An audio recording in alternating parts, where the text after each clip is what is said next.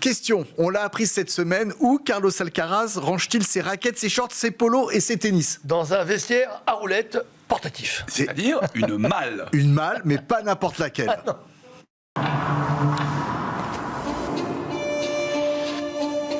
There's a part of my mind that searches for perfection. The ability to slow down time, to analyze each moment with precision. Qualities that we share is elegance. I like to play with elegance on the court. It's not just about hitting the ball, it's about understanding the spaces in between. In those spaces, the future of my career takes shape. This trunk is really beautiful and it's unique. The t-shirt, that I won Wimbledon with, and one trophy that I won when I was 10 years old.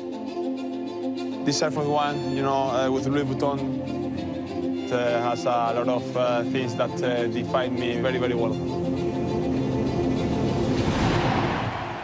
Messieurs, prix de cette malle, 150 000 €. Ouais. Vous achetez? Mais il faut crédit.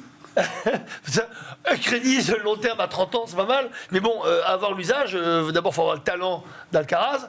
Et puis, même si on veut porter autre chose, c'est quand même quelque chose. Non, je trouve ça événementiel. Et encore une fois, on en a parlé longtemps, depuis longtemps. C'est ici. le deuxième fil rouge. Oui, LVMH Le arrive groupe à quand même LVMH. s'intégrer dans un sport comme le tennis en tirant son épingle du jeu, en montrant que c'est aussi l'âme du voyage. Voilà pourquoi Alcaraz qui fait que voyager, il y a une logique dans l'ADN de la marque avec le joueur international. Moi, je trouve ça plutôt bien fait. Maintenant, évidemment, c'est pas fait pour nous. Hein. Vraie cohérence du groupe, sponsor des Jeux Olympiques Paris 2024. Vraie cohérence des marques, Berluti avec l'équipe de France, LeBron James avec la dernière campagne. Et quelque part, alors je ne sais pas s'ils y ont pensé, mais c'est un vrai clin d'œil. C'est-à-dire que entre 1924 et 1928, en France, on a connu les Trois Mousquetaires.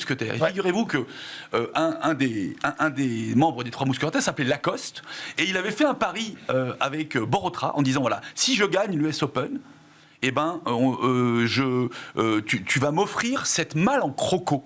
Et il se trouve juste que cette malle en croco, alors il a gagné l'US Open, Borotra lui a offert la malle en croco, et cette malle en croco a été le premier emblème de sa marque Lacoste. C'est ça. D'accord, vu qu'on a un crocodile. Donc quelque part, il y a un lien très fort entre l'univers du luxe, l'univers du super luxe et le sport. Et LVMH la joue très très Il bien. faut savoir qu'en plus, Lacoste était appelé le crocodile sur les cours parce qu'il ne lâchait rien. C'est clair. Donc il y avait, encore une fois, dans l'ADN, c'est bon de voir qu'il n'y a jamais de hasard dans C'est les marques. clair.